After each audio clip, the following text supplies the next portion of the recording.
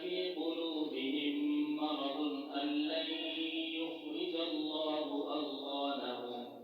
أعوذ بالله من الشيطان الرجيم. بسم الله الرحمن الرحيم. أم حسب الذين في قلوبهم مرض أن لن يخرج الله أضغانهم ولو نشاء لأريناكهم فلعرفتهم بسيماهم ولتعرفنهم في لحن القول والله يعلم أعمالكم ولنبلونكم حتى نعلم المجاهدين منكم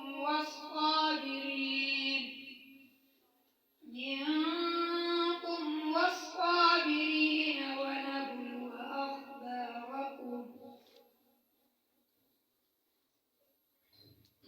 إن الذين كفروا وصدوا عن سبيل الله وشاقوا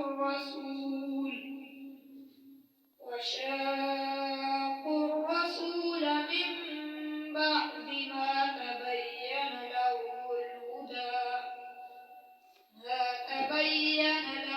الهدى لن يضروا الله شيئا وسيحبط أعمالهم. يا أيها الذين آمنوا أطيعوا الله وأطيعوا الرسول ولا تبطلوا أعمالكم. إن الذين كفروا وصدوا عن سبيل الله ثم ماتوا وهم كفار